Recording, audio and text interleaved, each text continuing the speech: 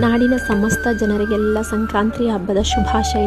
ಮನೆಯಲ್ಲಿ ಏನಾದರೂ 5ರಿಂದ 10 ವರ್ಷ ಮಕ್ಕಳಿದ್ದರೆ ಸಂಕ್ರಾಂತಿ ಹಬ್ಬದ ದಿನ ಮಕ್ಕಳಿಗೆ ಫಲ ಎರೆಯುವುದನ್ನು ಮಿಸ್ ಮಾಡಲೇಬೇಡಿ.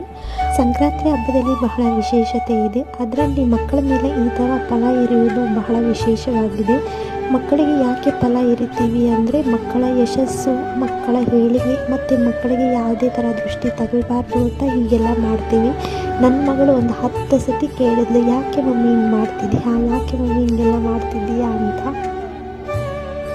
ವರ್ಷದ ಮೊದಲನೇ ಹಬ್ಬ ಮಕರ ಸಂಕ್ರಾಂತಿ ತುಂಬ ಖುಷಿಯಾಗಿ ನಮ್ಮ ಮನೇಲಿ ಆಚರಣೆ ಮಾಡಿದ್ದೀವಿ. ನನ್ನ ಮಗಳಂತೂ ತುಂಬಾ ಖುಷಿಯಾಗಿದ್ಲು. ಮತ್ತೊಮ್ಮೆ ಎಲ್ಲರಿಗೂ ಮಕರ ಸಂಕ್ರಾಂತಿಯ ಆರ್ಥಿಕ ಶುಭಾಶಯಗಳು. ಬನ್ನಿ ಎಲ್ಲರೂ ಹಬ್ಬದೂಟ ಸವಿಯೋಣ.